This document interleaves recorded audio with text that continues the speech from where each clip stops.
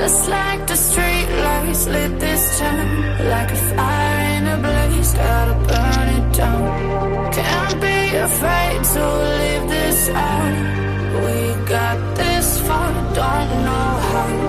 I see danger in your eyes. They know we'll burn down the night. Coming just like the sunrise. You know that we gonna light it up. Tonight, we gonna light it up. Tonight, we gonna light it up. Just like the sunrise, we gonna light it up.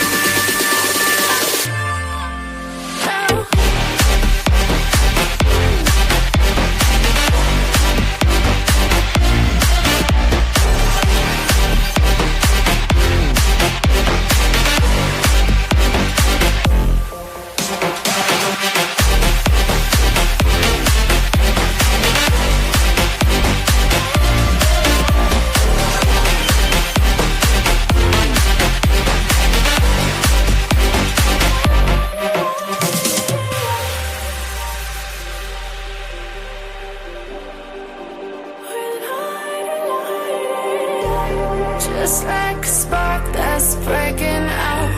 Can't make a stop, can't turn back now. We know that there's no room for doubt. No, we can't turn back now. I see danger in your eyes. They know we'll burn down the night. Coming just like the sunrise. You know that we gonna light it up. Tonight, we gonna light it up, babe. Tonight, we gonna light it up. Just like the sunrise, we gonna light it up.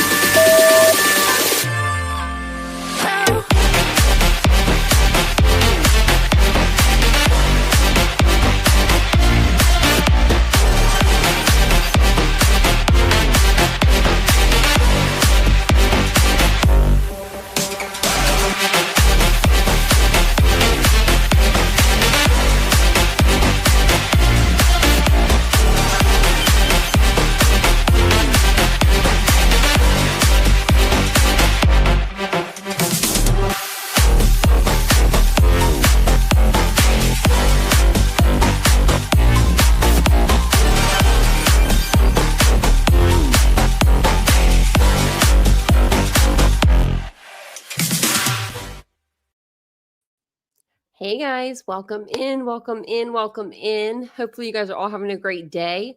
Today, let me tighten up my watch there, but welcome in. It's good to see everybody. It's good to see everybody.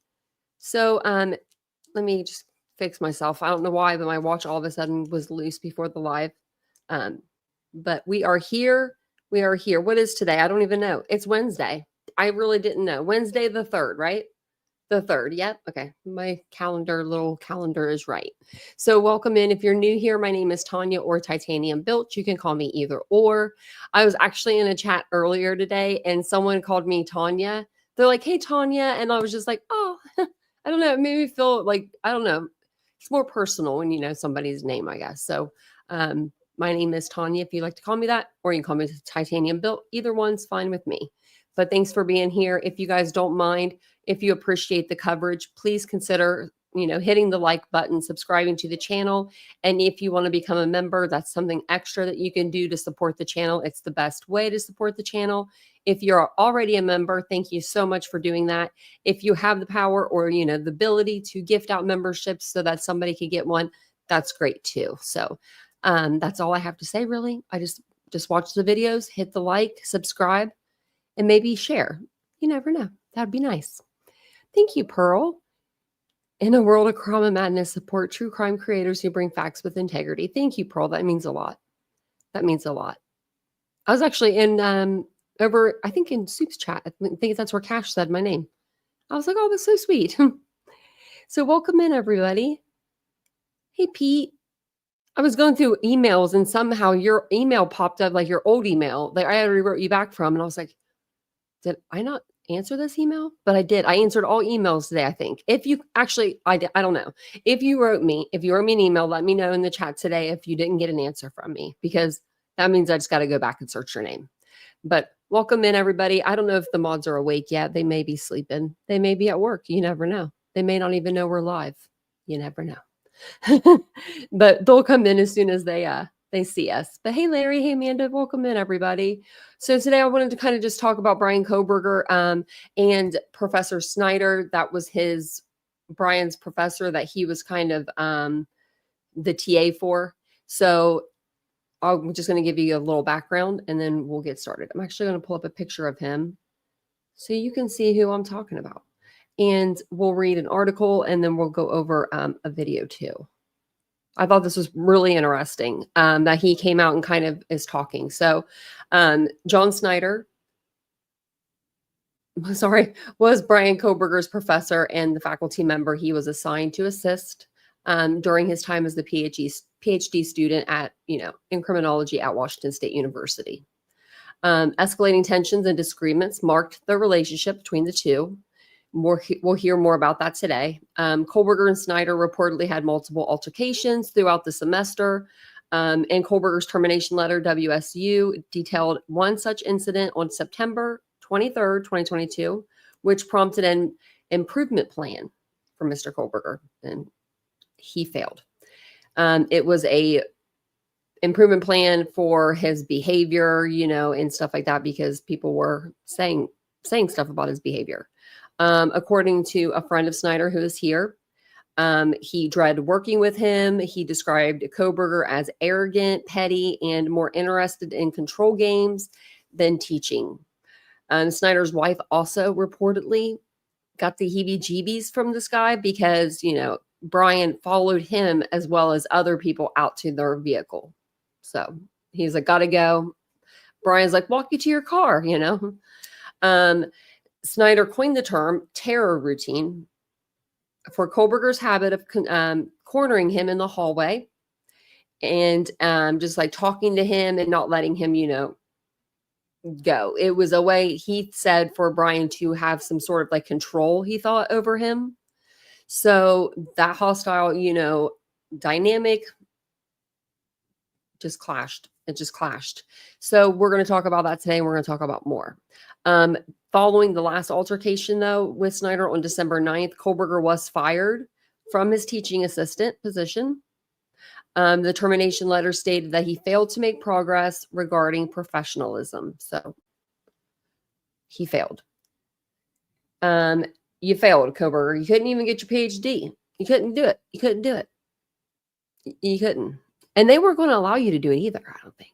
Thank you, Sierra. That's very sweet of you. Thank you. Thank you for the 99 super sticker. Thank you. Look at all you guys with the little E's beside. I don't know what that means. I just know that it's from another country. You have to let me know.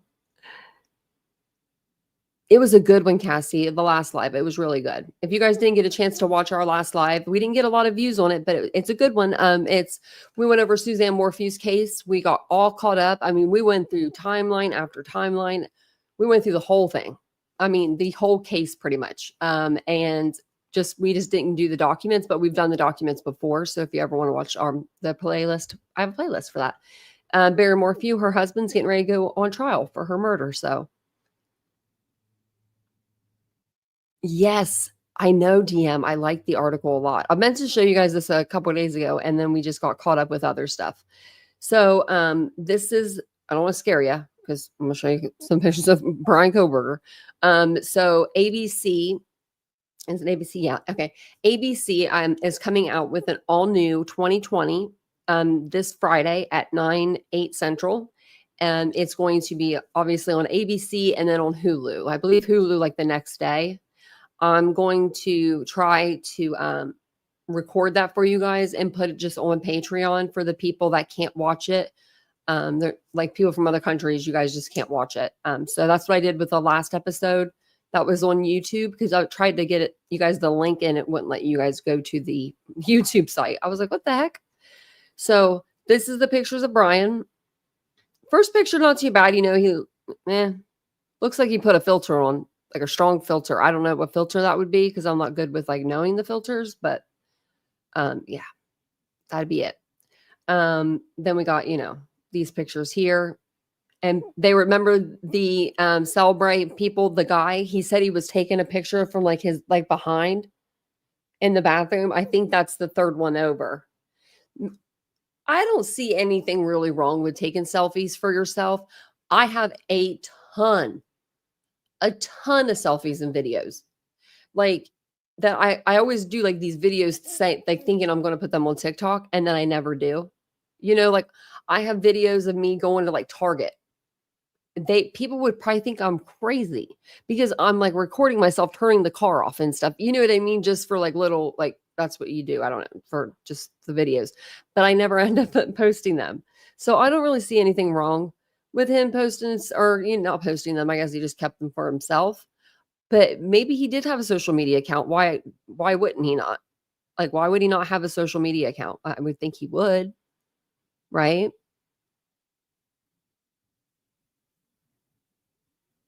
Yeah, I know, Kara, that really sucks.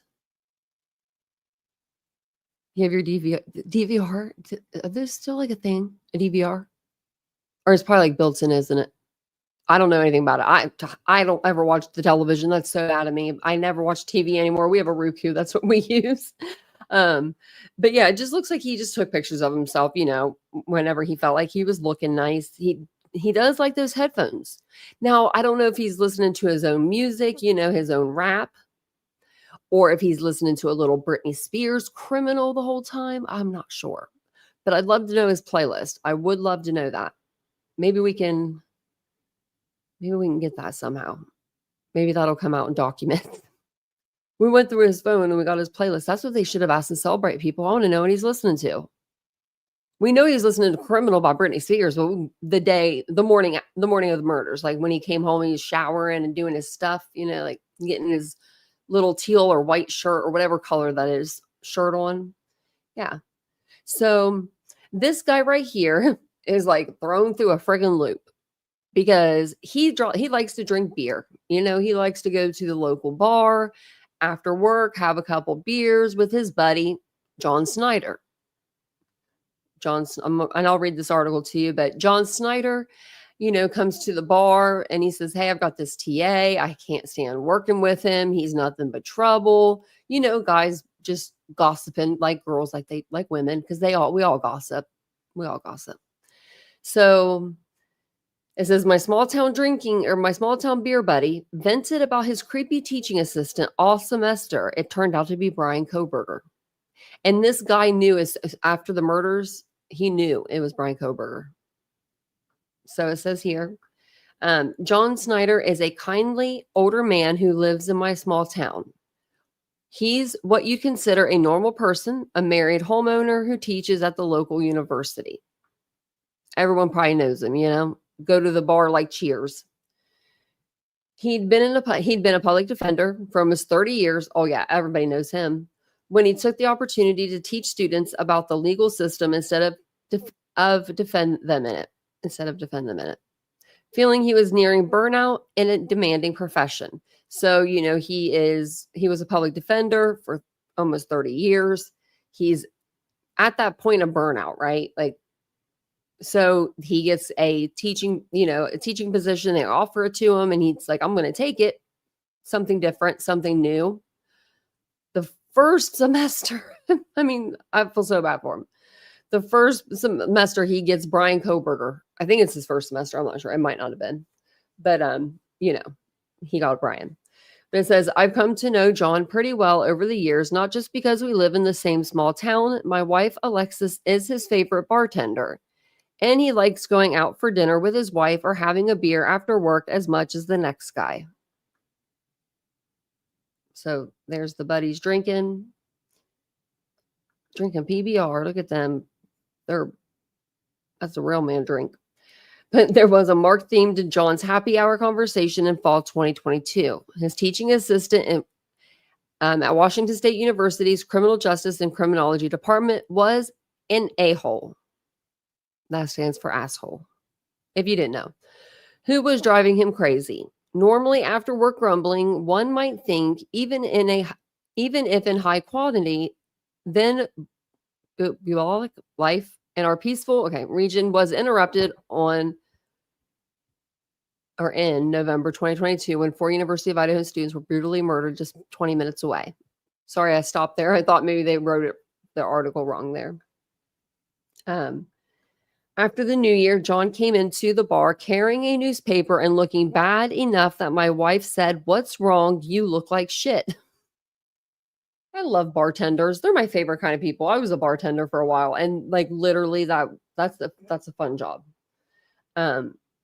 So it says John held up the paper and confirmed what we suspected after the arrest. His teaching assistant was Brian Kohberger. So, he was probably under the gag, maybe. I don't know if he was under the gag right after, but he just held up that paper like, this is what's going on.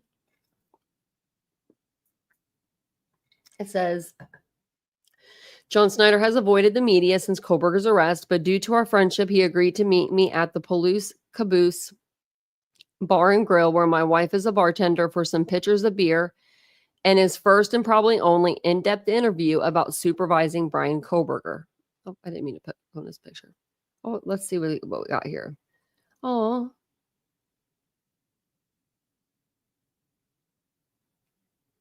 Oh, there's the wife. Oh, she's pouring him a shot. You look like shit. You need a shot. It's a cute little bar. Ooh. Do you see this? Like, this picture's kind of this is a scary picture, actually, if you think about it. Like, look at Anne looking at him. He's looking like he wants to. I don't know who he is looking at in this picture, but whoever it is, he wants to use that K bar again. And then you got Massive over here, so small, looking at him like, look, she looks like she's trying to calm him down. He don't want nothing to do with her. He never did. He only wanted Anne. Poor girl. Palouse News. Okay. Oh, it's like a old building. Okay. That better be alcohol free. I'm just kidding. John graduated from the University of Idaho Law School in 1988. So John is familiar, I think, with Anne and I forget. I think it's like Anne and Judge John Judge and someone else. Like, there's like they all went to school together. Like, they all went to the same school. Maybe not the same year. And then I believe that Ann Taylor, we learned this after, Bill Thompson gave Ann Taylor her first job. Very strange. You would have never known when they were in court together, So it says John graduated from the University of Idaho Law School in 1988. Wow, 3 years after I was born. And began working as a public defender. His specialization throughout his legal career, saying criminals are more honest and easier to work with than people going through a divorce. Touche, my friend. Welcome in, everybody. Hey, Kathy. Hey, Jet Set. Me too, Pete. I do love bartenders. They can cut. We can. It was so different because I was a server at the same restaurant. And then when I would go into bartender mode, it was just completely different. Like, different attitude. You could be a little more like, I don't know, just a little more relaxed. And I liked that. We would be very busy on the weekends. It was incredible. But during the week, we would be like so slow. I always had a guy that came in though on Wednesdays and drank an old fashioned. I love that. So he said criminals are more honest and easier to work with. Yeah, I could see that. He was also attracted to the field by his sense of justice and desire to see people who have disadvantages within society treated fairly by the legal system. Sorry, my rug's not back there right now. We washed it. So she's walking around. She's back on her chair. I don't know if you could hear her claws. And something of a troublemaker himself, his skill at pool paid his bar tabs all through law school. He could even imagine being caught making some of the same mistakes as his clients. I've said that before. When I've watched like certain shows where they're like the kids are so young, they just get caught up with some crap. It says he occasionally dealt with homicides or other serious crimes, but in a college town, it's mostly young people screwing up. John doesn't feel his career has given him any greater ability to sense evil than the average person. As a professor, John had a high volume of students and couldn't get to know many of them well. Teaching assistants are different, and in normal circumstances, one works with them intensely. Normal circumstances. This wasn't normal. It used to be that professors chose preferred potential TAs from a list, but for reasons he never discovered, the school abandoned the system and randomized the process, which is how he was assigned Kohberger. I was always wondering why. Okay, because I always thought that the professors chose their TA, right? And I always thought that they chose the TA after a few classes at least, right? Get to know people a little bit. And then you see who's kind of helping other people, or you know what I mean, who's answering questions a lot or something, you know what I mean? And then you pick that person because they look like they're helpful, or, you know, like that's how I always thought it was. But it's randomized. So that's even scarier. Like, really, if you think about it, it's like a lottery machine, and it picked Kohberger out of all of the students in the criminology program for this class. That's who we got. Damn the luck, right? I would be going and playing the lottery if I was him. He needs to go buy a lottery ticket. Wow. I never knew that it was a randomized process. I never knew that. I always wondered. I never asked because I never thought that we knew. I should have asked. Should have asked you guys. I bet you guys knew. When the graduate student came to introduce himself early in summer 2022, John didn't think much of him. He was a little odd, but a lot of people in academia are odd. Academia. Despite the TA assignment system being designed to prevent this exact problem, Kohberger had a scheduling conflict and thus limited attendance in class. Though he also often didn't show up when available. So maybe he had a class that overlapped, but you would think that they wouldn't do that. The infrequency of his class appearances didn't stop one female student from emailing a friend near the semester start. That's what I wanted to look at. Let me look something up real quick. When does Washington State start? Would have been the fall? Or no, yeah. Let's see if we can find it really quick.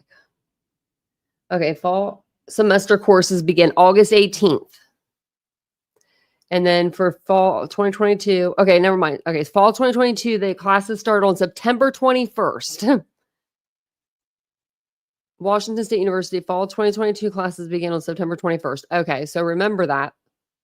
September 21st.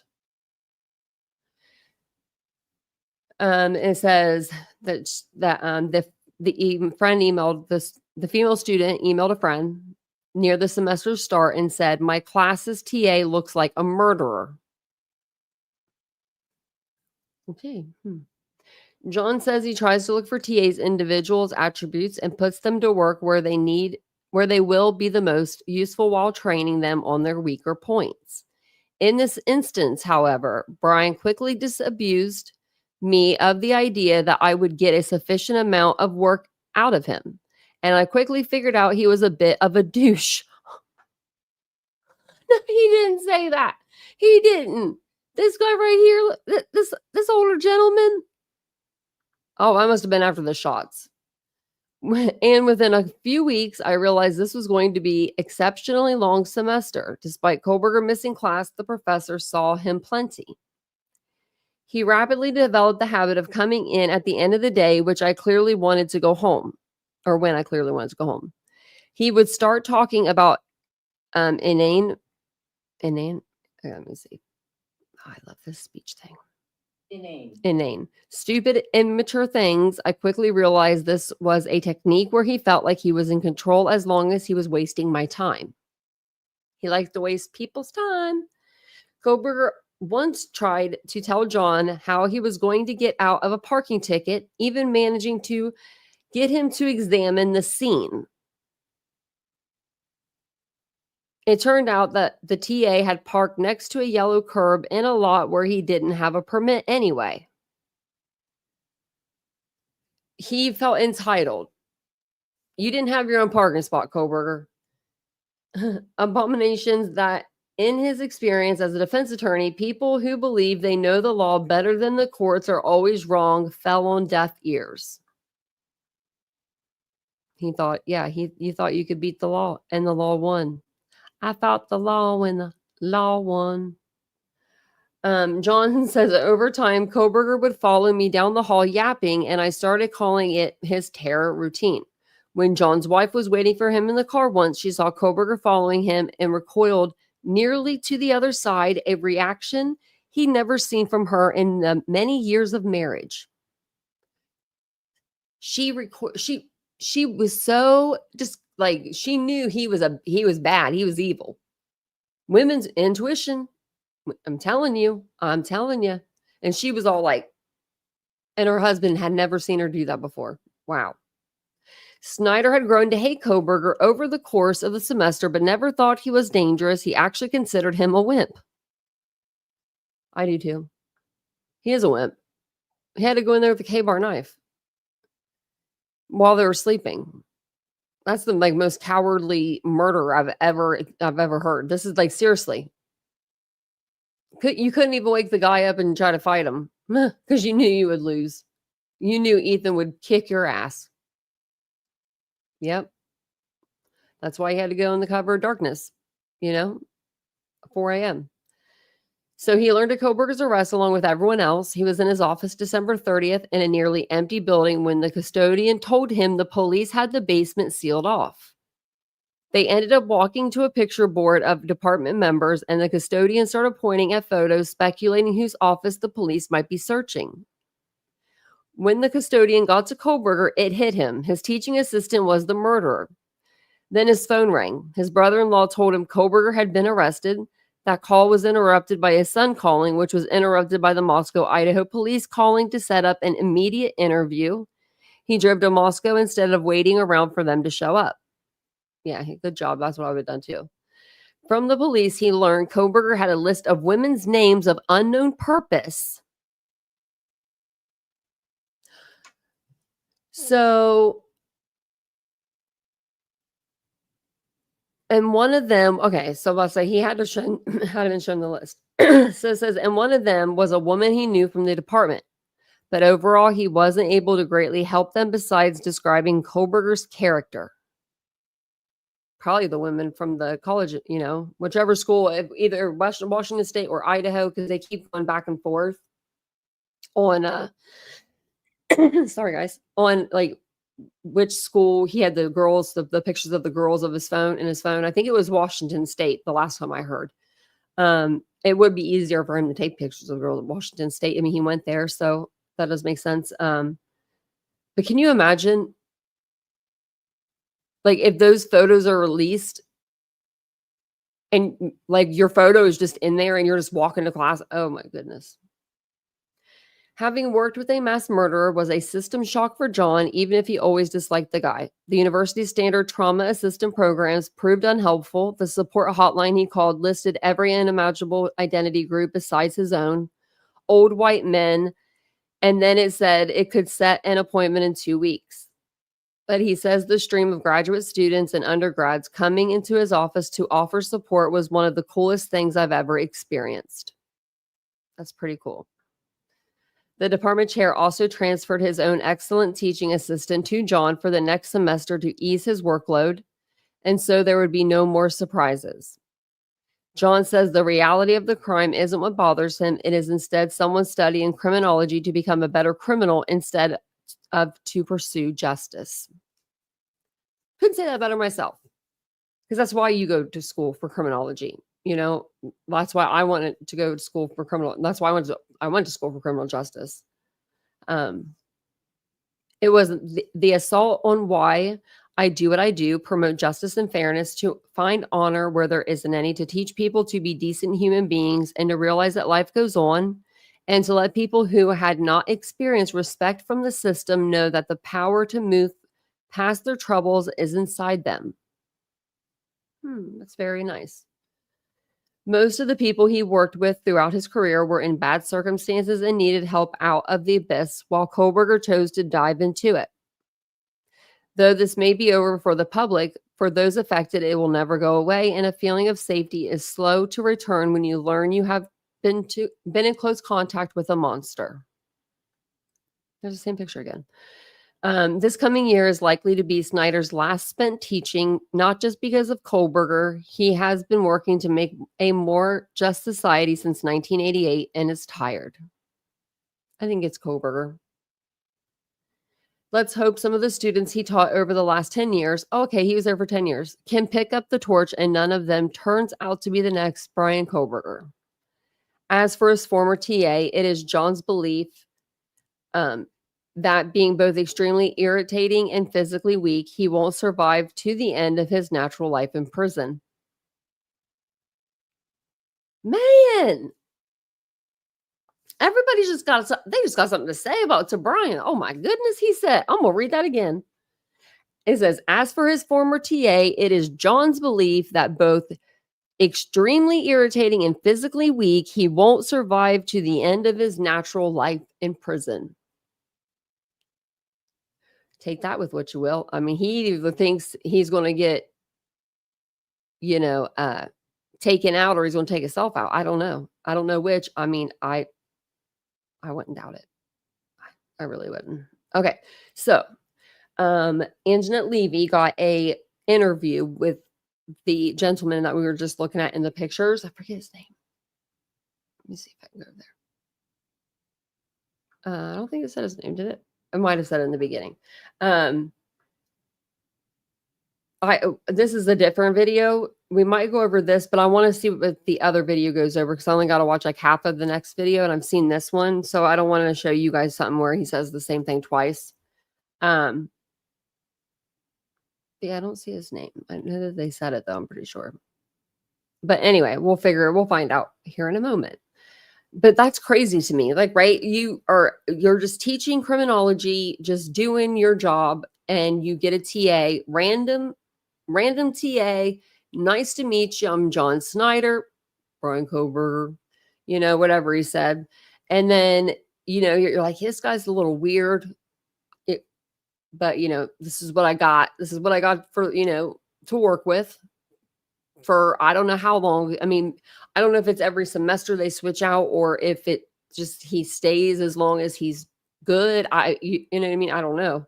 But he probably just thought like, hey, I just got to deal with him for a little while and then he'll be out of my hair. Well, he's not even in school. When was school started? September 21st. So we've got like 2 months, not even 2 months. And he's already done killed 4 people. Yeah. That's not a good look. I ain't going to look good. So let's see what he has to say to Anjanette Levy. Him and his wife are on this. So we'll listen to her.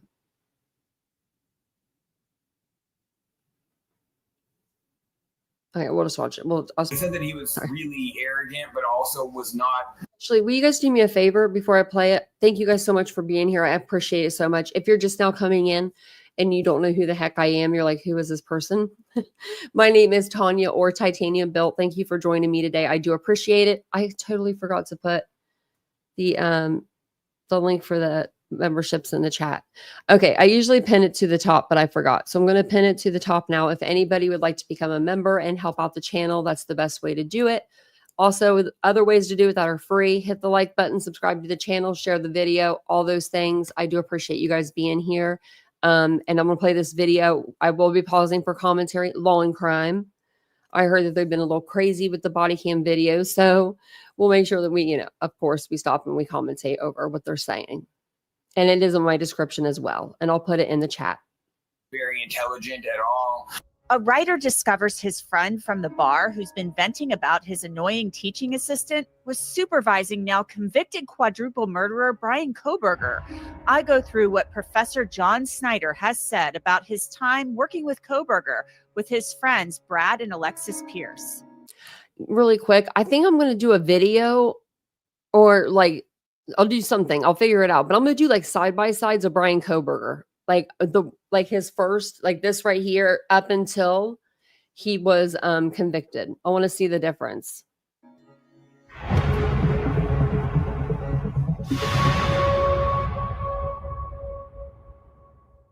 Welcome to Crime Fix. I'm Anjanette Levy.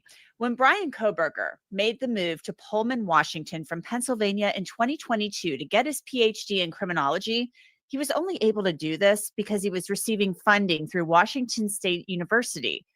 Kohberger got that funding in part because he was working as a teaching assistant for a professor in the department. That professor was John Snyder, a veteran defense attorney who started teaching at WSU's criminology department years and years ago. We now know that BK's time at WSU caused some chaos in the criminology department. It was during this time that BK murdered Maddie Mogan, Kaylee Gonsalves, Ethan Chapin, and Xana Kernodle at the house on King Road in Moscow. There were complaints that Kohberger was sexually harassing female students at WSU, and there were also complaints that he was grading female students more harshly than male students, and that one professor actually feared he was stalking women and that he might one day become a predator. All of this comes from Idaho State Police reports documenting interviews with professors and students. And John Snyder, he also spoke to Idaho State Police detectives. Snyder told detectives he hadn't noticed bias in Kohberger's grading and that one student had complained about this. Snyder also told the detectives he didn't know if Kohberger was trying to curry favor with him or actually trying to control his time when he would show up at the end of the day on Fridays and talk about absolute nonsense. Snyder told the detectives this happened repeatedly on Fridays and that he also had trouble getting Kohberger to complete his TA assignments.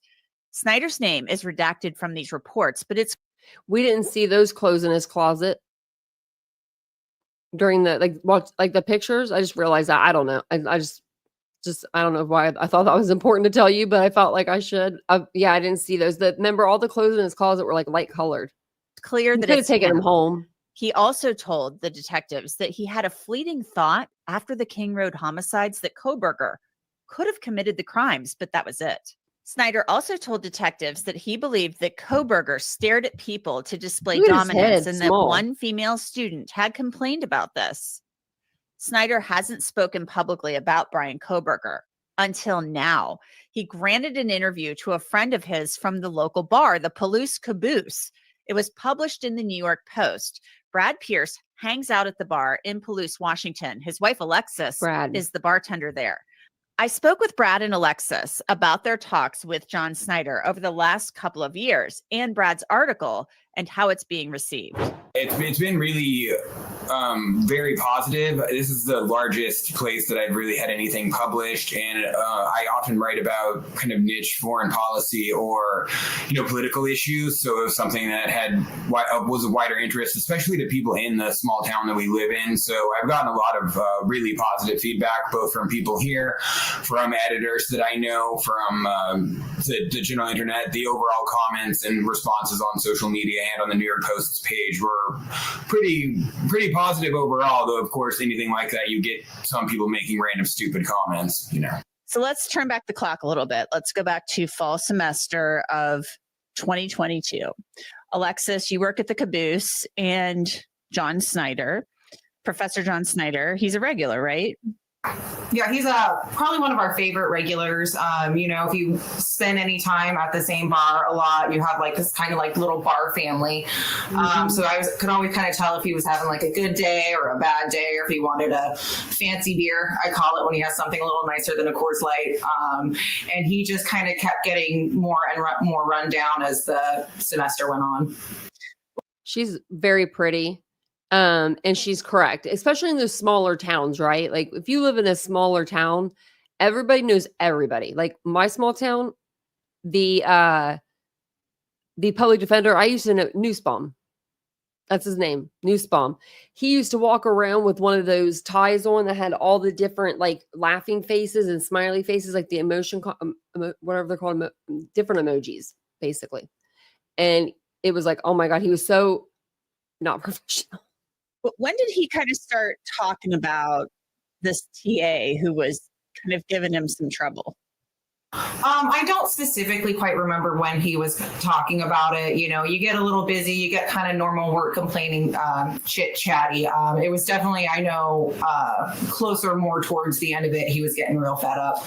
I know from interviewing him, he said it was by midterms he had pretty much entirely given up on anything, on getting any work or anything good out of Kohberger. But so, yeah, and I don't necessarily remember when the complaining started either, but from speaking to him, it was very early on he realized this guy was going to be a problem. And Brad, you go visit Alexis at work, and this is kind of how this whole thing starts. You're hanging out at the caboose, visiting your wife, and John Snyder is somebody who comes in, and you're sitting there at the bar, and you talk to him, and what does he start saying to you about this guy? I mean, you're just hanging out talking, and people gripe about work. It's what people do at the bar. So what is he saying to you that you can recall where you're like, oh man, that stinks? You know, it's not anything that specific. It was, you know, it's such a normal thing at a bar to talk about the problems with your job when you're there after work. You know, it's like there's the George Carlin joke about everyone hating their job, and we have a support group for it that's called The Bar. So it wasn't anything that specific. It was really just repeatedly of not liking him, of that he was difficult to get along with, that the students didn't like him, that, you know, he was getting complaints from students, that he wasn't doing a good job. Really everything that makes for a bad employee, basically. There's a reason Crime Fix is one of the top ranked shows on YouTube right now. Just like there's a reason why Morgan & Morgan is, because they win more than $5 million. Yeah, a $50,000 off and not some starting at QR. Everybody has fee on your screen. Morgan & Morgan. And is this anything that you had ever kind of... I should stop the lives every once in a while and do a Poppy and Ari, my boutique ad. Really heard him complain about before. I mean, everybody has gripes about their job. There are little things that bother you, but we're learning a lot of detailed information now that these police reports have come out that after the murders and when they figure out that Brian Kohberger is the suspect, they go to WSU and they interview these students and the faculty. And my God, this guy was like accused of sexual harassment. There were a massive number of complaints. I mean, he was causing big time problems in that department. Yeah, according to John, a lot of those people that keep talking to the media didn't really know him or weren't in the class for these things and are kind of just people that want attention. So it's kind of hard to say what the credibility of that is. Though, of course, he wasn't monitoring every interaction the guy had either. But at least a few of the most prominent people, I don't have any names on mine, I probably shouldn't say them if I did, but he said he knows weren't there for the various situations that they're describing, so at best heard them secondhand. But regardless, he made a bad impression on basically everyone he met. That is universally agreed on. Let's fast forward to late December. It would have been He made a bad impression on everybody he met. He couldn't even fake it. Like,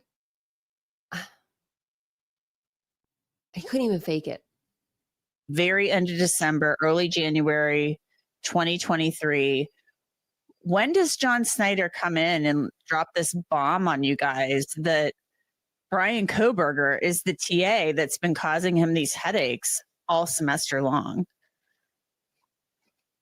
At the bar I work at, we typically will close at least for holidays a little bit. And I think that year we had happened to decide to close between Christmas and New Year's.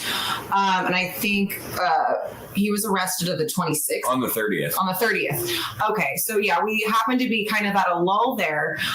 So it was the first day that the bar had reopened again. And yeah, that's when he walked in, and I can always tell when he's having a bad day, and he looked probably the worst I've ever seen him. And he just kind of stared at me, and there was a newspaper sitting on the bar, and he just kind of picked it up, and I was like, it was him. Because yeah, I had put it together already, and I think that has to be John's guy, John's TA. So Brad, you had put it all together based on what you had heard in the news that has to be John's TA. Yeah, I mean, I kind of just, I assumed it had to be just once they said that. I mean, it took me a little while, but yeah, it was my assumption, and then it turned out to be true. So what does he say to you guys when he comes in the bar and he holds up the newspaper? I mean, what does he start saying, if anything, to you about, oh my God, like this mass murderer, quadruple murderer is my TA? Like, what does he talk about? What does he say? He was mostly horrified the first probably couple of weeks or so. He took a long time to kind of process it. I mean, obviously for a variety of reasons. And he seemed to carry some kind of level of guilt, I think, just by even knowing him and being associated with him. And it was really hard on him. He went to talk to the police like immediately, just with any help that he, might be able to have. He did try to keep comments to a minimum, because being an attorney, he knows what he should and shouldn't say with an ongoing investigation. So we kind of just tried to cheer him up a little and just kind of be there for him. Brad, what was your interaction like as far as that goes? Yeah, it was pretty clear he didn't want to talk about it, but it was mostly just him saying that he was an the whole time. And then they put the gag order on it really fast, which I later learned that he wasn't actually under until the very end, because he hadn't been called as a witness until like 2 months before the plea deal was made. But regardless, he was clearly playing it close to the chest, so I really didn't prod it until the plea deal, when I started convincing him to let me do an interview. So John Snyder, 2 months before the plea deal was announced, he was made aware by prosecutors, I assume, that he was probably subpoenaed, and he was told, we're going to need you to testify potentially. Actually, the defense subpoenaed him, and he says he assumes as a sentencing witness, and they don't have to tell you why, but yeah, it was the defense that subpoenaed him. Interesting. That's interesting to me, because John Snyder, according to everything I've read in the police reports, did not have a positive interaction, a positive experience with Bryan Kohberger. Yeah, he also, I don't know, had no reason to believe he was violent until this happened and whatever else. He also has a low opinion of Bryan's ability to remain safe and alive in prison. I really don't know. He said overall he conducted about 10 hours of interviews over this, which, like, as an attorney, says it's not really that much for this large of a case, between the police and both sides of it. So for one reason or another, it's the defense that decided to subpoena him, even though he didn't know anything. So it was the defense. What would the defense use other than to say? But that would bring everything in. I mean, that would bring the creepiness in, the poster with how many, the score of how many times Bryan was going to women's classes, women professors compared to male professors. It would bring all that in. I could see them maybe using it as like, well, there was nothing in his office. He never, but he did talk about the murder. So I don't know what the heck would Anne want with him. What was John's reaction to Bryan Kohberger actually pleading guilty? He was relieved. I mean, we're in an area where, there's a lot of firing squad jokes. But also, again, as a defense attorney, he also understands what a full trial and appeals would mean for the victims' families and everyone else involved. So, it's a mixed bag, but I think he was relieved that at least a chapter is over in this entire situation. Mm-hmm. How did you convince him, Brad, to do an interview with you? There'd been speculation about him on the internet, and he had done a few emails back and forth like a New York Times reporter, but I do think he was overall ready to tell his story, even though he hadn't wanted to do so, just because his name had been mentioned so much with the case. So since he knew me and he knew it would help out my career and everything else, he didn't actually take very much prodding at all. I got him to agree to it pretty easily. Interesting. So how long did this take, and how did it unfold? Well, I really arranged it the oldest fashioned way possible. I ran into him at the bar and got him to meet me there on a different day. So the interview was only a couple of days after we set it up. I interviewed him for 2 hours to write the article that ended up being 1,500 words. This is kind of my writing style generally, whether it's an interview or books or whatever. 1,500 words. Yeah, that's about 3 of my papers from college. That's a lot. 2 hours. I wonder how many beers they got down. Hey, take a shot. Tell me more. is that I get a whole lot of information and then I distill it as well as I can. And then from there, it was a few weeks to get it published. It actually turned out my editor was on medical leave shortly after I got this done. But regardless, then we got it out really fast once she was back and ready to work, because she was very excited about the piece. I'm sure. So talk to me about what exactly it was that John Snyder felt made Bryan Kohberger fit the words he used to describe him. He said that he was really arrogant, but also was not very intelligent at all. You do see other professors making statements like about how, like the one said, he's so smart, we'll have to give him a PhD in 4 years if he stays here, which is nonsense because he had already been kicked out of the TA program by the time he was arrested, I wonder how, what's her face? I wonder how the other professor from DeSales or whatever, she said, Bryan Kohberger is the best. And, I've only recommended 2 people for this program. Like, is she hiding under a rock? Because if I was her, I would be out of the country. I'd be Europe. Here I come. Europe is beautiful. So, hey, happy mom, Joe. So yeah, I'd be out of the country. But yeah, I mean, he basically felt like that he was really arrogant despite not being intelligent, and that he was. I mean, she literally, like, okay. I mean, it's just this. It was like a chain of events. You know what I mean? If she wouldn't have recommended him, I'm not blaming her. I don't want to blame her. I'm not saying that. I'm just saying like how the ball kind of rolls. Like if she didn't recommend him for the program, he wouldn't have probably got into WSU by himself. I mean, they said right there he wasn't intelligent. He probably didn't get that grade of grades. I'm assuming maybe he did because that's why she loved him so much. I don't know. Maybe he just did one really good paper at the end. Who knows? But she said like that's what kind of like got him to go, to Washington State. And then when he gets there, he just fails at everything, fails at life. Wonder what his grades were like. That's what I would like to know. I mean, I would like to know what kind of grades he got, if he was getting good grades to match the attitude. Probably not. Really desperate for attention and ways to control people, and that he was probably, was really trying to get laid with the women and doing very unsuccessful at getting them interested in him. That was kind of the combination of traits that he felt like was making him so bad at his job, both like as a student and as a TA, because like he both wasn't helpful in class in terms of getting papers graded or writing tests or anything like that. He also wasn't teachable in terms of the aspect of John's job that is supposed to be teaching him to be a professor, Did John feel like, and I don't know if you asked this, but did he feel like maybe Bryan Kohberger was just using this whole criminology thing as a cover to commit crimes? I kind of said that in the Post article because that's what I took from the interview and from the broader situation. He didn't really say that directly, though.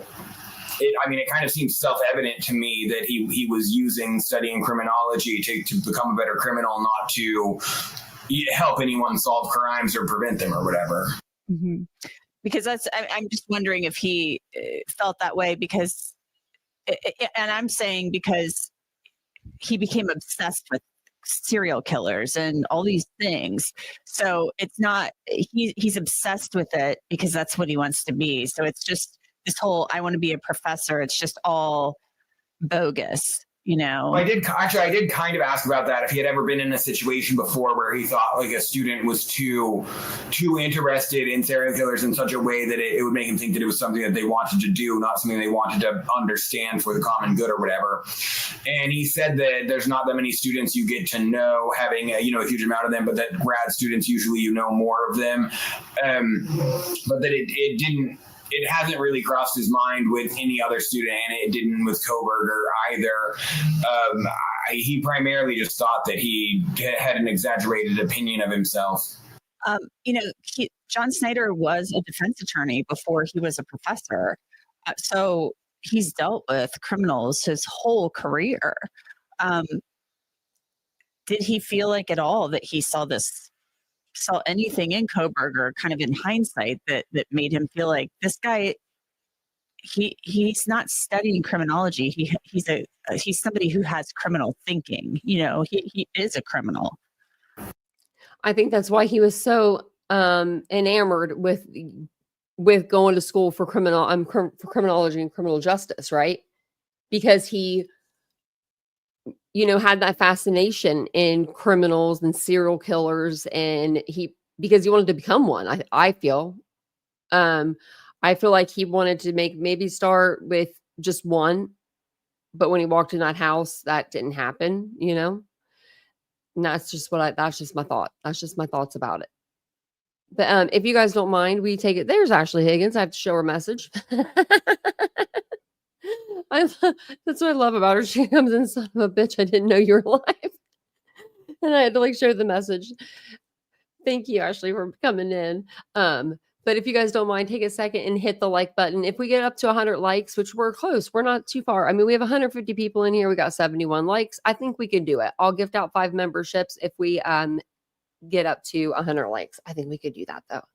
We've got a few minutes of this video left, and then we'll be talking for a little bit. So. Yeah, well, I mean, he didn't see him in class that much, and he saw him the most when Kohberger was, just bothering him after work and stuff like that. But he did say, because I asked about this, that he doesn't feel that his time as a defense attorney made him, really better at spotting evil than the average person, because he only dealt with, a few homicides and all that time. He did occasionally have really evil people, but, his county is about 50% associated with the university. So as a public defender, especially when you're only dealing with people that don't have their own resources, it's overwhelmingly younger people that screwed up, or people that repeatedly drive without a license, or just various kind of mistakes or crimes of immaturity or poverty, as opposed to people that are really career criminals or inherently violent or anything else. So he just said that nothing about that career really prepared him for, picking out someone being extraordinarily evil. Right. What was it like when these murders first happened? I mean, you're over in Pullman, so it's about a 15-minute drive from Moscow. I mean, was there fear in Pullman after these murders happened? Okay, so let's clarify, actually. We live in the city of Palouse, which is about 15 miles north of both Pullman and Moscow. And Pullman is only 8 miles from Moscow, actually. That's one of the things Howard Blum had wrong in that book. Anyway, so those campuses are only about 8 minutes apart. A little tiny. So it's just as if it happened in Pullman, basically. They were looking at other crimes in Pullman that might be related, everything else. But it was crazy. So I do my grocery shopping in Moscow because everything's cheaper. And I was in Moscow shopping in the time between these murders being committed and it being reported, doing my shopping. So I get home and, there's that initial report of 4 people, there was a call of somebody unconscious and they found 4 people dead. All this, wild speculation started happening of maybe they all died of fentanyl. And that's not really how fentanyl overdoses work, that all 4 out of 4 people would be dead and none of them would be there to call the cops. That's not what happened. Gotta stop you, sir. I gotta stop you there. That can happen. 4 people can OD on fentanyl all at once. We saw it with the Kansas City Chiefs fans. We saw it with them. They all 3 died in their friend's backyard, all of fentanyl overdoses. So it is possible. I'm not saying that's what happened here. Obviously, that's not what happened here, but it is possible. People were speculating wildly about, I don't know, it's a drug murder, it's this and I never speculated that this had anything to do with drugs. We never did that on this channel. And in fairness, it sounded like a gas leak or something when they say there was a call for someone being unconscious and 4 bodies were found there. And so then it was just absolutely shocking that there was a homicide like this. The last homicide in Moscow was 5 years before, and it was some guy that went crazy and shot up his landlord's office or whatever. It wasn't a whodunit at all. So yeah, there was a lot of fear. we started locking our doors in the town where no one ever does that. Everyone did, like, sleeping with guns next to your bed, which, to be fair, in North Idaho is not that unusual. But everyone was extremely alarmed, and the police messaging was just awful, because like, oh, we have no reason to believe that there's a danger to the public, and they were basing that on nothing, we know now. And then later they'd be like, okay, well, this guy that committed a quadruple homicide is on the loose, so yes, we do have to assume whoever this is a danger to the public. So yeah, it was really scary for everyone in a way that we're not used to here. But it is important to remember that even in a city with a high amount of homicides, like Baltimore or St. Louis or something, you think of that as being in poorer neighborhoods or drug murders, or this person was doing something wrong. Like, no matter where you are in America, for like nice college students, who are doing everything right or whatever, getting murdered in their home would shock any city in America. Absolutely. Oh, most definitely. I don't care what size city you would be in. This would be, it would be shocking. I think it's more shocking just because of how safe Moscow seemed to be. Yeah, I mean, it's a generally really safe area, and most people around here have gone to U of I or WSU, so it was scary, and it was also very sad. We've all been, a lot of us have been in college, and knew those friendships that you make there. So it was really heartbreaking as well. Well, is there anything else, Brad, that you would like to add about your interview with John, or about and Alexis, about how this has, how this has impacted the community, or what John said? I mean, this is it's one of the worst. I've covered a lot of horrible cases, but this is one of the worst I've covered.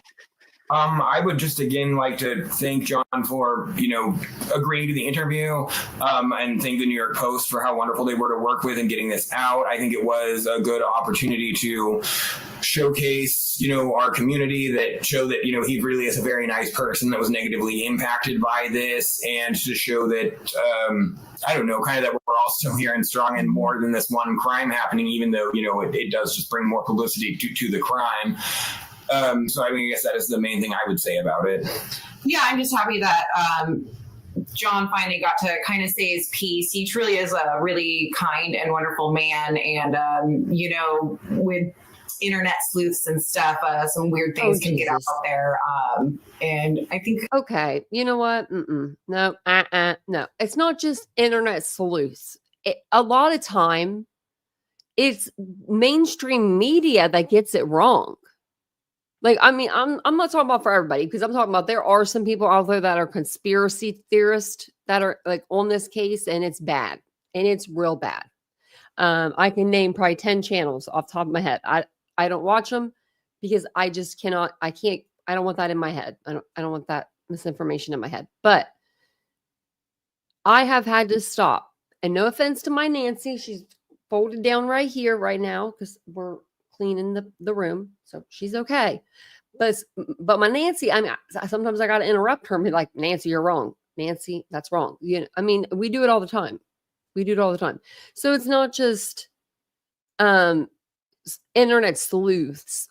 Internet sleuths, like real internet sleuths, they usually get it right, because they digging. They really digging. They're not just looking at your Facebook. They are digging. Like, they are paying the $14.99 to get your background check or whatever it is. Yeah, Guru of End Time. Sorry, I'm trying to get that out. Welcome in. And hey, Felicia. So we went over the pictures, but I'm going to show you some like closer up pictures. Let's see. Okay. Just seeing how long we've been on here. What time is it? Okay. What do I want to show you? I want to show you like a few things. Okay, we'll go through it. That's fine. Okay, so I'm going to go through this. These are the issues that Brian Kohberger had. The reports are with them. If you want me to put the report, like if you're like, oh, I want to see that for myself, let me know. I'll put the report into the chat for you guys, or I'll pull it up and I'll show it to you. But it doesn't go in order, supplemental 94, 93, but we're going to read them all. They don't need to be in order for us to know what they were talking about. So the first one is, said she invited the whole cohort to her apartment during the second or third week of school, said it was the University of Iowa versus Iowa State game. Kohberger attended the event, but was about 2.5 hours late. About a week after the event, Kohberger began to takes the suspect Kohberger may have looked in her bathroom cabinet and observed her prescriptions because she does not openly share with others about her, and it's redacted, like the medicine she's on. It said after her interactions with Kohberger, she began to distance herself from him and heard complaints from other female graduate students about how Kohberger would make them uncomfortable. Said as the semester progressed, there were numerous interactions with Kohberger, staring at students weirdly during class and spattedly trapping fellow students in the student offices. She was not around their offices for long periods of time. Kohberger would spatially tap and redacted in their offices for long periods of time. The next person stated that there was a spiff during class between somebody and Kohberger, in which Kohberger was mansplaining said as the disagreement progressed, had the class moved on from the topic. During follow-up questioning, provided the general context of the disagreement and reported that Kohberger said mansplaining did not exist. Said she heard rumors Kohberger stated he was inadequate to grade his papers because she was too foreign.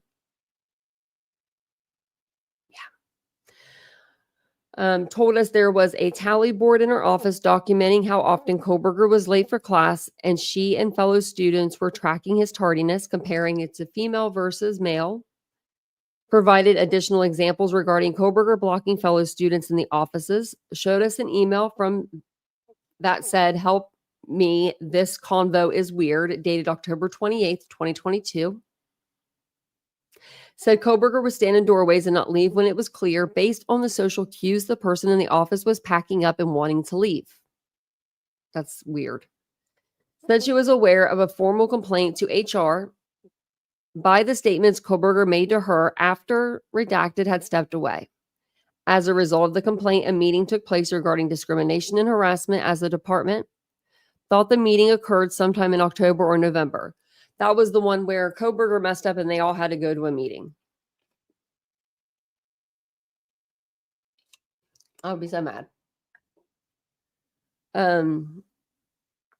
Contacted the Moscow police homicide tip line to report she had observed Kohberger with bloody knuckles. She saw the knuckles just prior to the homicides. The hands looked really beat up, like he was hitting something. Wow.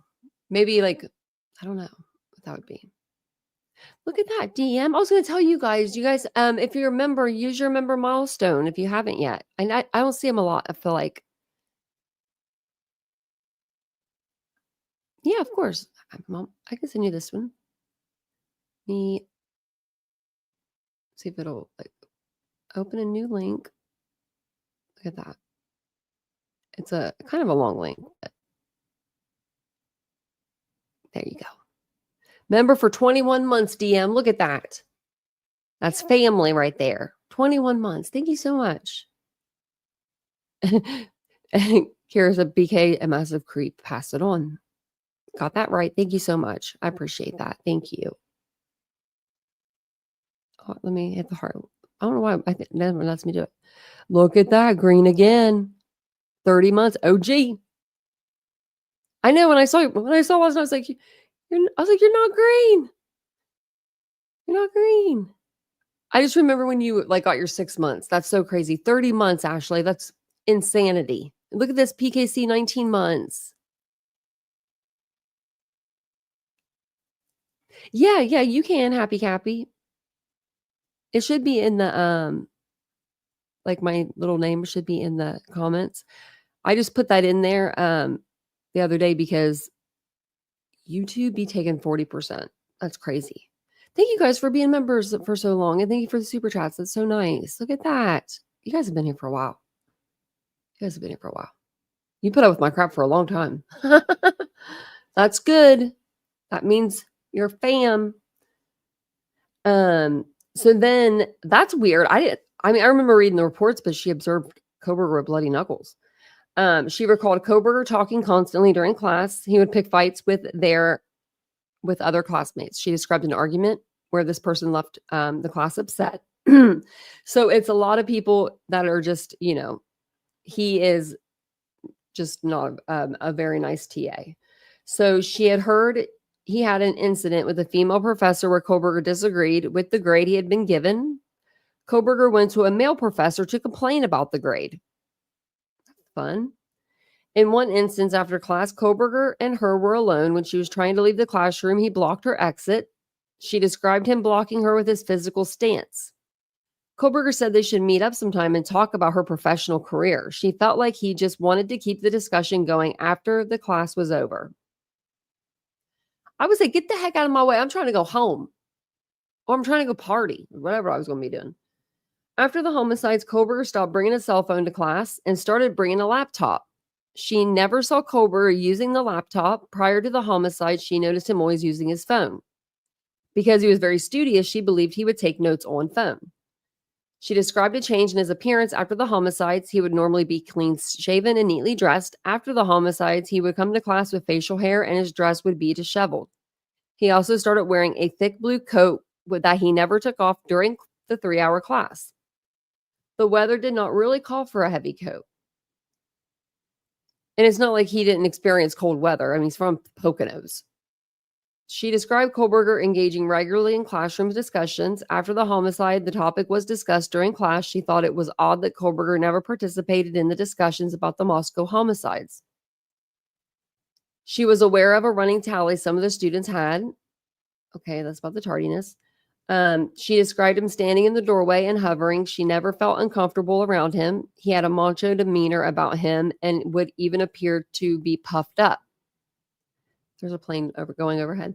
The only thing she felt was off about Kohberger was his intense stare. He would intensely stare at people even when he wasn't having a conversation with that person. What the hell are you looking at?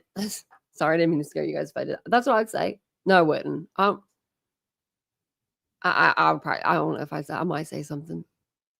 Or I might turn around so that they're looking at my back. You know what I mean? Because that would make me feel uncomfortable if someone was just staring at me. Like, I'm just going to stare at this person for a while, you know? I said move it or lose it. He moved. Yeah, that's right. That's what I would say.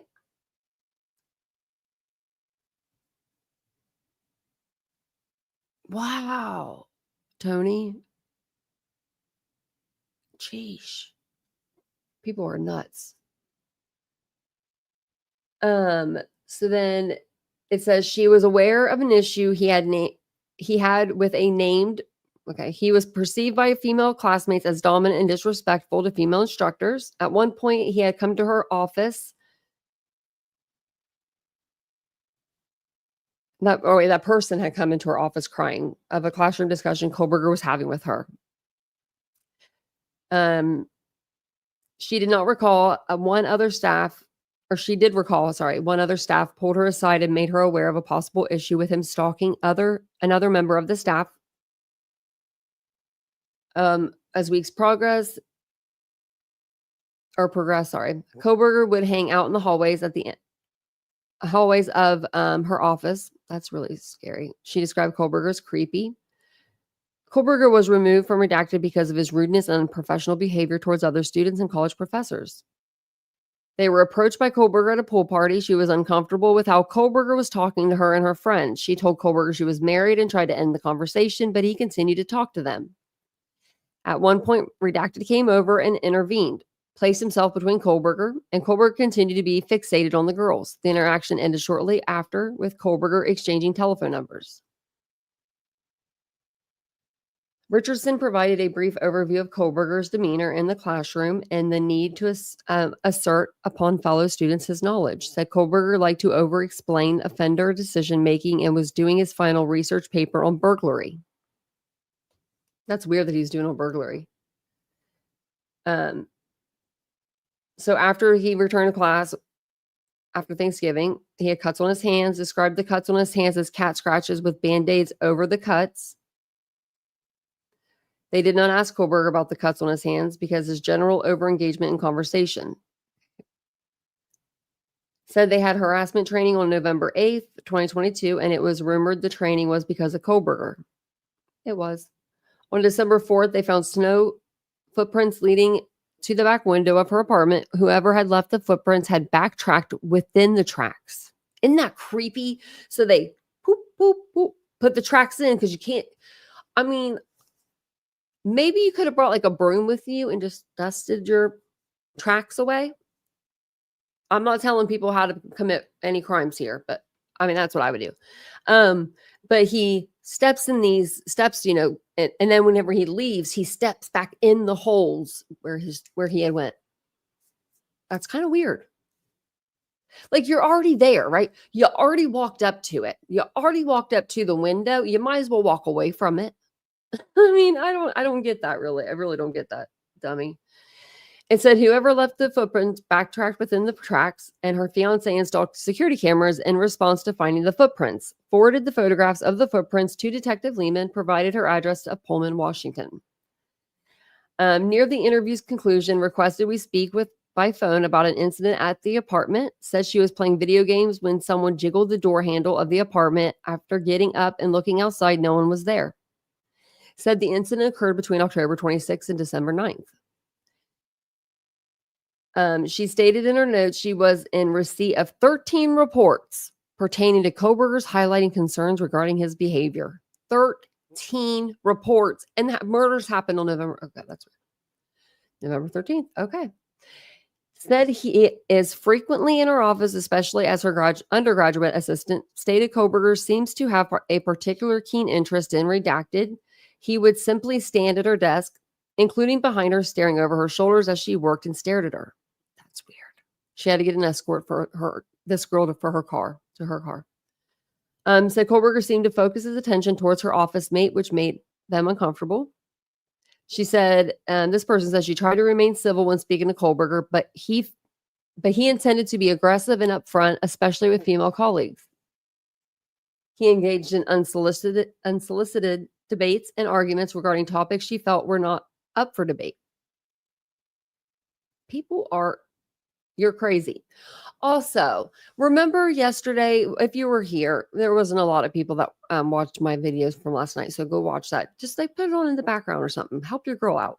But remember, I was looking everywhere for the court proceeding for Barry Morphew, and I was like, the only person I saw that had it was JLR. Well, it's because you're not allowed to live stream. Not like if you get this message back to him, you're not allowed to live stream Barry Morphew's court hearings. We can all watch them by, like, I can watch it here. You can watch it there. We can watch it and I can still even be live. I just can't show it to you, right? Like, I just can't show it to you. I'd have to watch it like on my phone or something. And I'd have to like keep the volume away from the mic. But if we do not stop recording live, we're going to lose access to watching it at all. So I don't want that to happen. I saw it on Twitter when I went over there to grab some pictures of Brian Kohberger. I wanted to get some close-ups of the other pictures for you guys. And I have them. And I saw that. So I wanted to remind you guys. His next hearing is a status conference is at 1:30 p.m. on November 3rd. So, okie dokie, back to Kohberger. I'm going to show you some pictures of Brian Kohberger. They are a little close up. I don't want to scare anybody. If, he scares you. He doesn't scare me, but he just got those eyes. Those. Like, I don't know.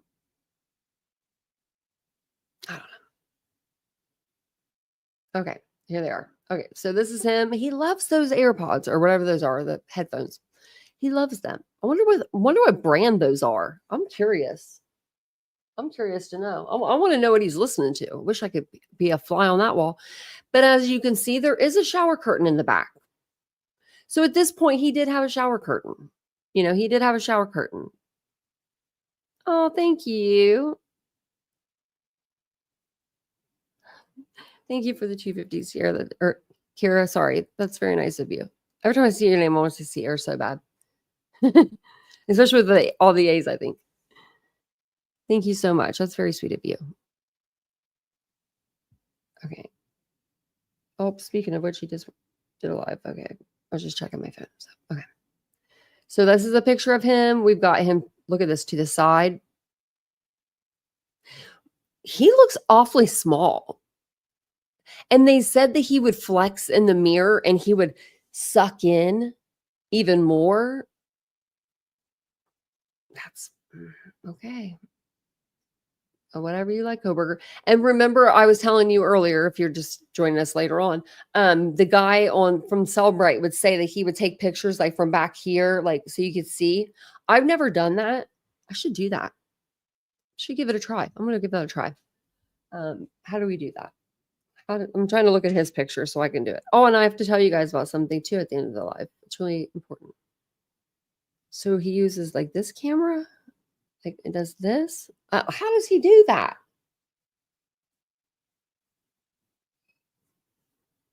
I didn't even take a picture. I can't even get my hand on the. Oh wait, it was the other way. Oh my goodness. Okay, so it's like this.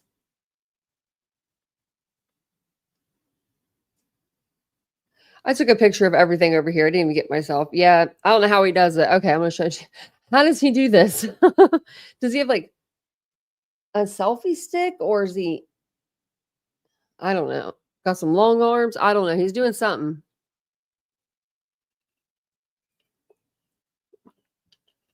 Happy Cappy, you better answer that phone if your mom is calling you. I'm thinking that 2DM.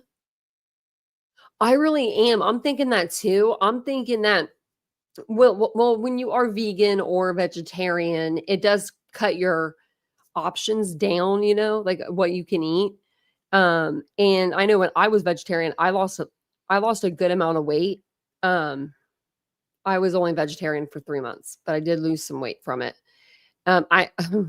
Me and Vincent went on our first date and I got a flatbread chicken pizza without the chicken. And I wanted the chicken so bad after that. I thought about it. I dreamed about it. It lived rent free in my head for the next few months. I think I was a vegetarian for 6 months, but for the next few months. And then I finally was like, I got to have it. So then we got this picture. They're all in his bathroom. And we're going to go through, I think we're going to go through the pictures of Kohberger's apartment again, because I was looking, well, I wasn't looking at them, but I was thinking about them. And his bathroom, out of everywhere in his apartment, was the cleanest, right? We saw it. It was really, really, really, really, really clean. Those tiles were bleach white. I mean, they were so bright, it was hurting my eyes to look at the picture. I couldn't imagine being in the room, I don't know what he used. I wish I could ask him. Maybe I can write him, just ask him that. I could. Oh, thanks, Adjust Your Focus. I'm like, how's he doing this? And then we got one more, but it's blurry. I think he didn't mean to maybe take that one. You know what I mean? Sometimes you take I got so many pictures I didn't mean to take in my camera roll. Actually, and speaking of which, I got to put them up. Okay, so then I was going to show you this because I thought this was kind of interesting. So Heather and Jared Barnhart, they joined Ashley Banfield, the people from Cellbrite. I was actually going to do a live over it because they went on Fox News too, but maybe we'll go through all of their interviews all together some night, so we could see everything that they got digital, forensically out of the phone. Because I feel like with each one, we're learning a little something different. So I want to make sure I got the right one. I think this is the first one. So there's 2 videos. The first one's on YouTube, but that's okay. Oh, wait, whoops. I didn't mean to do that. Don't play. How do I get it to go back to that's not what I want. Okay. There we go. I'm like, how do I do this? How do I make it bigger? Oh, there we go. I'm like, how do I make it bigger? We'll get there, guys. We'll get there. This is my first time.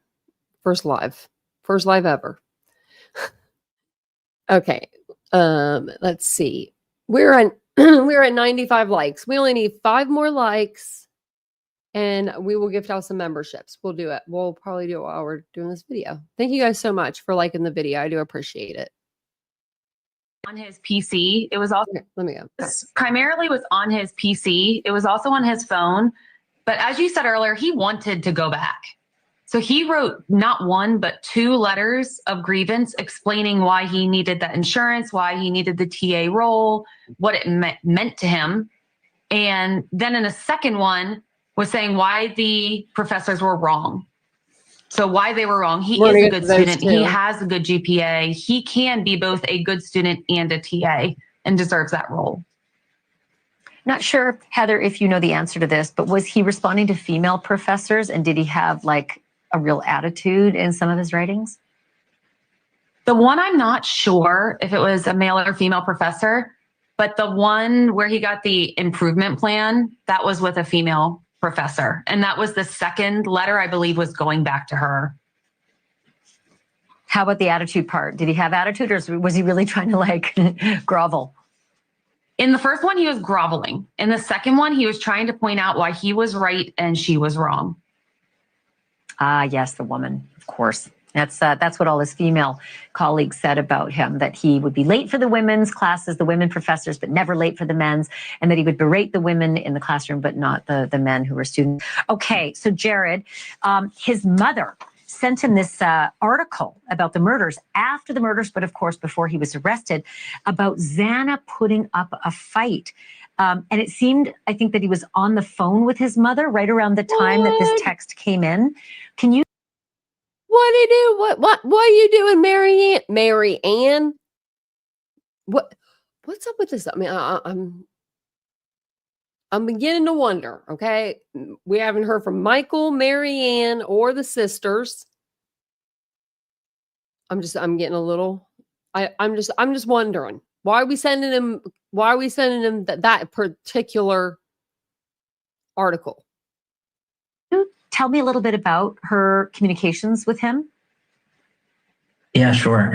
So November 17th just kind of stands out a little bit. He had more mother interaction that day than So November 17th would have been at the day after the first press conference. Normal, which was a lot.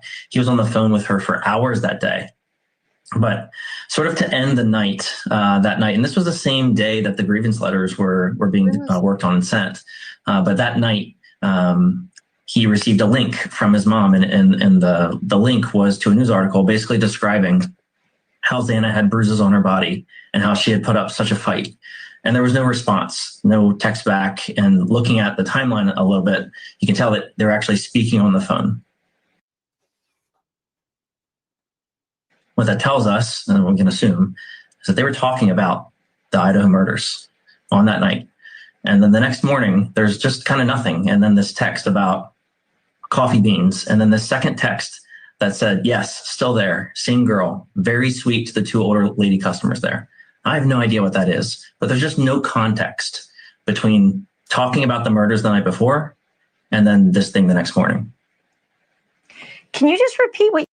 So it's because they were on the phone. Like, so they'd be on the phone having a conversation, talking about something, hang up, and then she would maybe see an article about something. That's what they were talking about. So she would send it. But there was no context because they don't know what they were saying on the phone. Okay. You said about the nice girls in the coffee shop. Who sent that text that you read, and can you reread it? Yeah, his mother sent it to him. It said, yes, still there, same girl, very sweet to the 2 older lady customers there.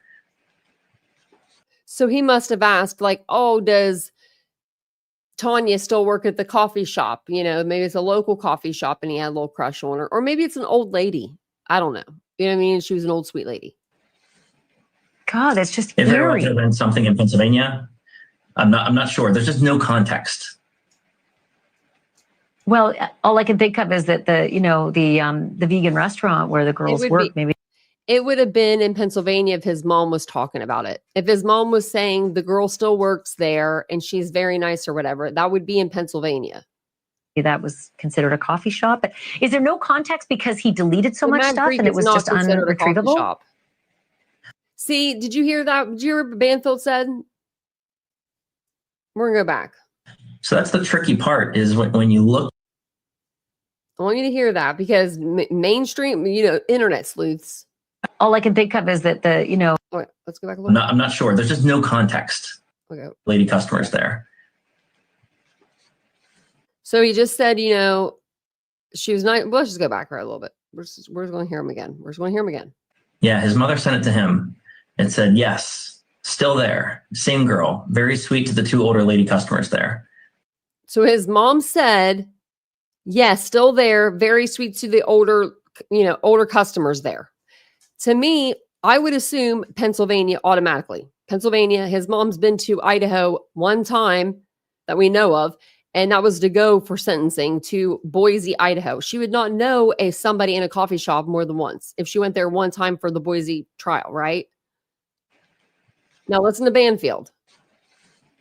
God, that's just If there eerie. would have been something in Pennsylvania, I'm not sure. There's just no context. Well, all I can think of is that the vegan restaurant where the girls work, maybe that was considered a coffee shop. But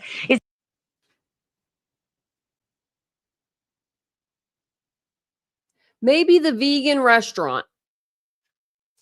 Could that be considered a coffee shop? Why would his mom be saying that? His mom would say the girl in Idaho. But I mean, you know what I'm saying? I'm just saying because earlier people were saying online sleuths get it wrong. I just want to show you it's not always us.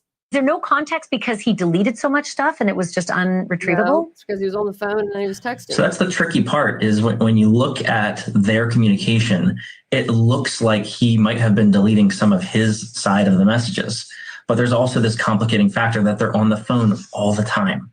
And so the context could just be a voice call that we don't have the words for. It's weird. When I text with people, I'm not usually on the phone with them. It's much quicker just to talk to them if you're on the phone. But I guess if you're going to send a link saying, hey, I'll send it to you, take a look, that would make sense. But the rest of it, still mystifying. Got to have you back because I still have so many more questions. Heather and Jared Barnhart. Okay, that must have been the end. I thought that was the beginning of the conversation. Where did it go? Did I lose it? Yeah. Okay, so here's the other one. Okay, so we'll watch this one. I think this is, I thought this was like, this might be the beginning, but that's okay. Apparently was on his PC. It was also on his phone. But as you said earlier, This he is kinda wanted low. to go back. Sorry. So he wrote not 1, but 2 letters of grievance explaining why Okay, we already heard this he part. needed that insurance, why he needed the TA role, sir. And that was the second League said about him that he Maybe would be the same. late for the women's classes, the women professor. Yeah, I think it's the same. Okay, so Jared, his mother sent him this article about the Yeah. murders after. Okay, yeah, so it's the same. I didn't know if it was the same or not. So his mama sent him an article about how Xana fought back. That's just weird. Like if you send an article like the Idaho murders, the timeline, or Idaho murders, 4 dead, 4 college students dead, whatever, like something like that. I can understand that. Killer's still on the loose. Be careful, Brian. There's somebody out there, killing college students or something. I can understand that. But his mom and his dad, I mean, I'm not saying that they did anything. I don't think they did anything, but it's just a little weird. It's a weird situation, right? Like, I understand that they want their privacy probably, and they don't even want to like think about what's happened.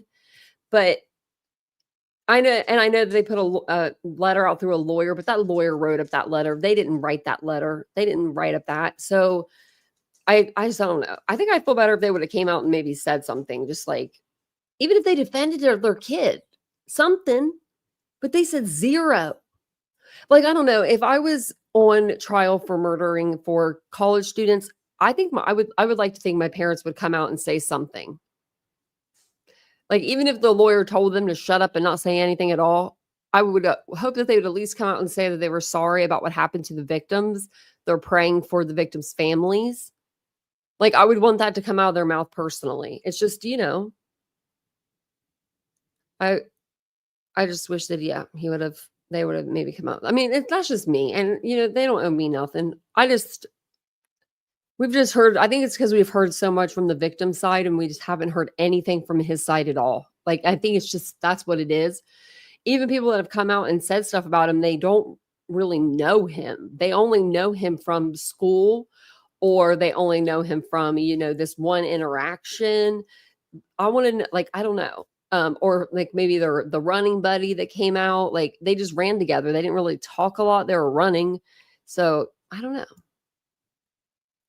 Oh, they're keeping it for the sister's book. I did hear that she might be writing a book, Pearl. And did you know whenever they offered, I heard when they offered Asa Ellerup, this was way back, when Peacock offered Asa Ellerup $1 million for her 3-part docuseries for the Rex Heuermann, the Long Island serial killer, they gave her $1 million for that.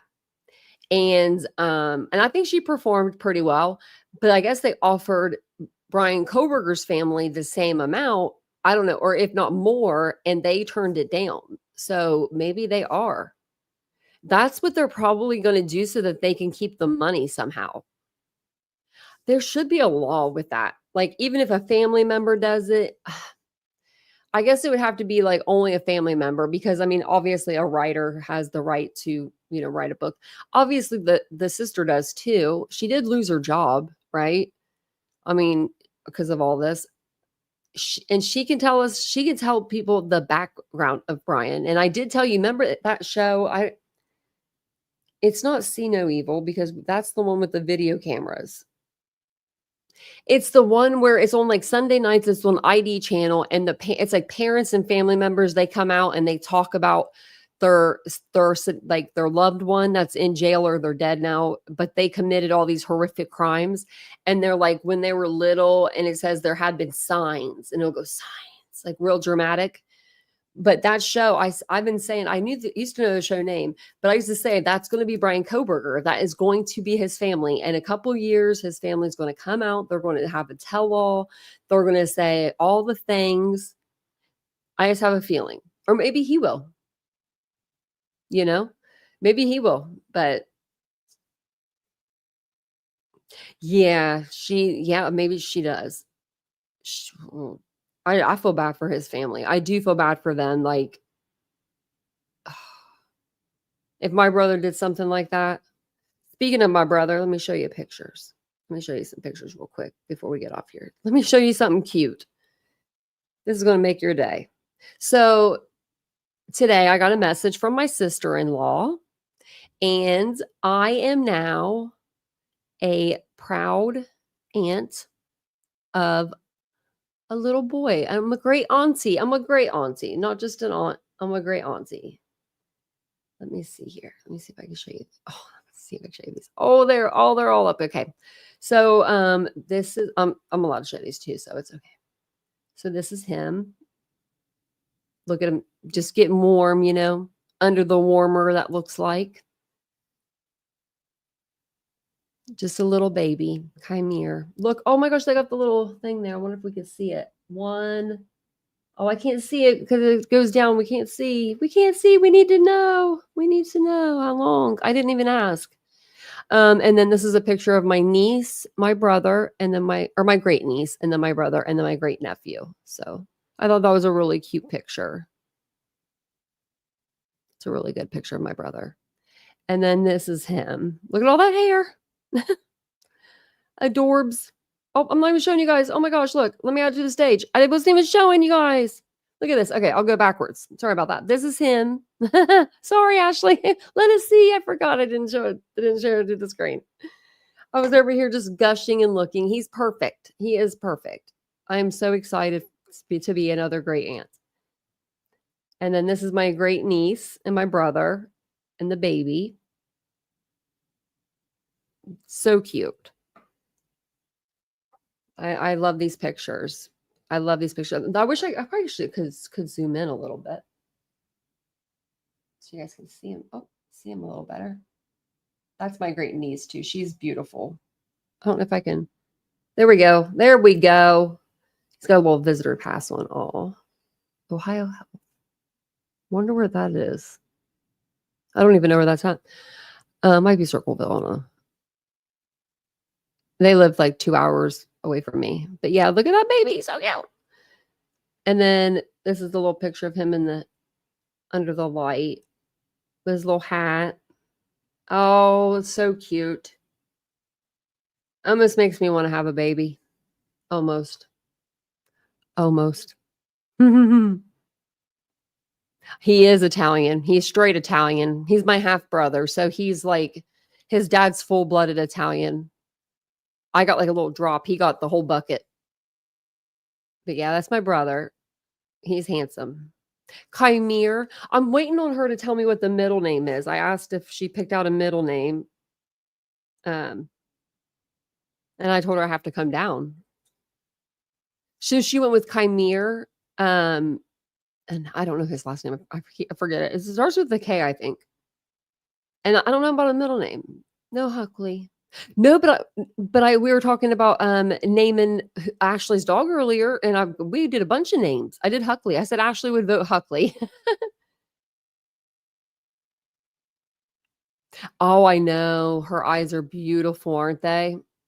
She got her eyes from I think from her dad. Yeah, from her dad. He has like these blue, greenish, really pretty, beautiful eyes. That was her first husband.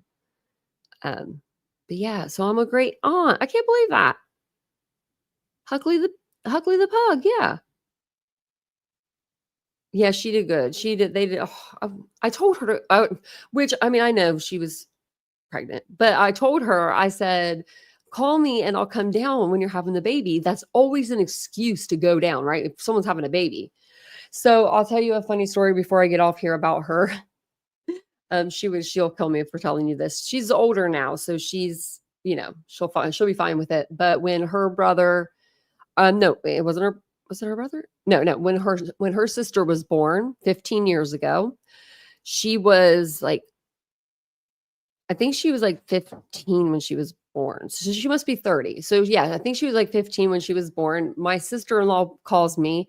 My sister-in-law can like do dishes, do the laundry, walk the dogs, like all while in labor. Like the woman can have a baby like I've never seen before. And so she's like, Tanya, can you pick the kids up, take them to school? At the time there was 3, we're getting ready to have 4. And I was like, yeah, sure. Like that's no problem. She's like, if Lexi wants to come with you, she can come. I told her she could be there for this. And I was like, oh, okie dokie, artichoke. So I go and I drop the kids off at school and I take Lexi with me. We go to the hospital and Danielle's getting ready to have the baby. No epidural. The doctor's like, I could break your water. We can get this party started, or we could do an epidural. You'll have to sit here for a couple hours while it kicks in. And she's like, nope, let's just do this thing. I got things to do today, pretty much. Like really. So I'm like down by the doctor because I'm nosy body and I wanted to know everything that was going on. And so after she has the baby, everyone is like, where is Lexi? Like, and I turn around and I'm like, I don't know. I look out the door, right? She's in a wheelchair with rags on her head. She done passed out behind me. I didn't even know it. She passed out straight down. The nurses, I guess, came in and got her. They didn't, I guess, want to probably disrupt mother pushing, right? I didn't even know. I was just so laser focused on this baby. And yeah, she passed out. And now she's having babies. So, just how that goes around. But I thought it was pretty funny. We laugh about it still. We still laugh about her passing out. Oh, and I forgot to gift out memberships. I wanted to gift out memberships. Oh, I'm so glad someone said something about it. I had it up and then I didn't go to my page. You have to go like a back way. So weird. Okay. You have to like go. You have to go into your own like video to do it. It's so weird. Okay, we're gifting out 5 right now. Let's see who got them. So we got Lenora, Chris, Marcella, Petunia, Mandy. Okay, and then we'll gift out 5 more on our next live. I was going to do it now, but I'll wait because that's really fun to do. Do you like Huxley? I think Cooper is such a cute name for a dog, but I don't know about a pug. Like maybe like a bigger dog, like a golden doodle would be cute. Cooper. Hello, Cooper. Hey, Teresa. Oh, Ashley, thank you for asking. He actually had to go to the hospital today for orientation, and he was telling me that they're like kind of like a St. Jude almost, like they're a nonprofit and they're a children's hospital. I'll just tell you that part. It's huge. It's a huge hospital. I'm sure everyone will probably get it if you live in Ohio. But he had to go down for orientation today, and he's doing a good job. Like they had orientation on the computer yesterday, so he was here. But he got all dressed up. And then last night I was trying to get ready for the live and I'm rushing. And he's like, is this my stuff for tomorrow? And I'm like, yeah. And he's like, this shirt is a little wrinkled. I'm like, you got me. I didn't notice it because it was kind of like dark in the closet. And it was just like the lines from where it was folded before someone put it on a hanger or whatever. You know what I mean? And so I was like, you got me. I was like, you would have never said that if I didn't own a boutique and steam everything, right? He never steamed his clothes or ironed them before me. I'm like, let me have them. So I like steamed all this stuff, and I have like a straight rack in our closet now with all of his work clothes on it, and then like comfortable shirts and then long sleeve shirts. I'm like, here, this way you can just pull this out and it's all ready for you. Because if you don't get your stuff ready the night before, you're rushing. I'm just trying to help. If his mom is listening right now, I'm doing good. I'm getting him to get up early and everything. So because he wants to get up early, and today I noticed that he drank coffee, he had breakfast. And yeah, so I'm glad that he got up early enough to do all that. But yeah, so he's going to be starting his job, I think, next week, like full time. So, oh my gosh, I would love that, Ashley. I love organizing. You should see my place. It's down to the spices. Got a name. I took a picture in this closet one time, and y'all made fun of me because all my totes had like labels on them. And I was like, shut up, guys. I love organizing. It's like my favorite thing to do. I'm actually gonna well, I don't know. I might go to I don't know. It's not very sunny out. I'm debating on whether to go to the pool or not. I did go yesterday and I did get in, so I'm excited about that. But I do need to get the rug back down in here and in the living room, but I kind of need help carrying them in because they're on our balcony. We needed to dry them. See, that's what I do too, actually. I always measure now, which no, I don't measure. Vincent measures everything because let me show you guys. Let me show you guys something.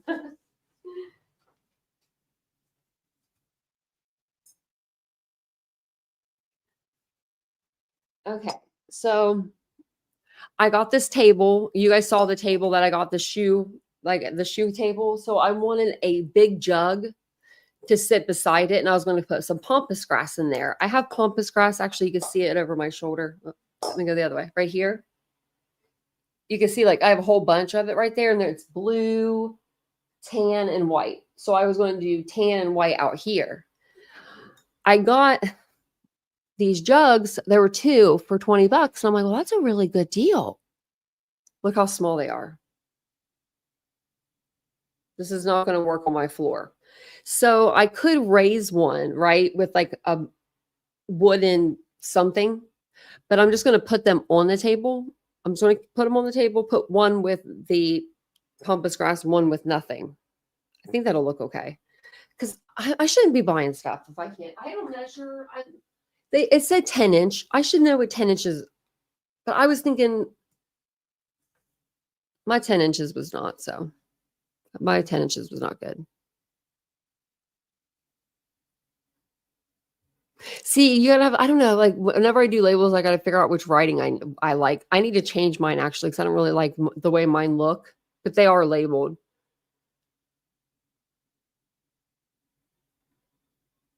Oh, have a good night. That sounds good, actually. I'm hungry. Yeah, so my stems are a little long. So what I'm going to do is I'm just going to like maybe bend them a little bit. Like, I don't know. I haven't bent in here, but this is like a blue vase. It's dark blue, so you can't really see it. So I might have to cut them. I think Vincent has wire cutters. Oh, he has these one cutters that are like really sharp. I'm going to do that. I'm just going to cut them. I'm going to have him cut them because he makes everything look nice. He's like, I don't know. I don't. I'm like, yeah, you do. You really do. So he does. He's good at that. Oh, and I wonder if my shoes are here. You guys are, I got to show you. I went shoe shopping. I had to get some new tennis shoes because I'm starting physical therapy. So I'll have to take a picture when they get here and show you. I got a few pair because, you know, I needed them for physical therapy. That's what I told Vincent anyway. I print my labels on a Brother printer. It's called, it's for like, you can print like SKUs with it. If you own like a business, that's what I print my SKUs with it. I print like my tags. So I print mine with, it's called Brother. I think, I can't remember the exact model. I'll find it and I'll let you know. I'll look in the closet. Or if you want, I might be able to print you some labels off. I just have to get more paper. Because the printers are like $100 and some. You know, you don't want to spend that much on a printer. I hate doing that. I'm like, I hate doing that. But I'm going to jump off of here. Email me if you need to. Oh, yeah, Felicia, earlier when you said Nancy Grace was stupid, sometimes she can be. But thank you guys for being here with me today. I'm going to jump off here. I will see you guys all later tonight. Have a wonderful day, and I'll see you then. Bye.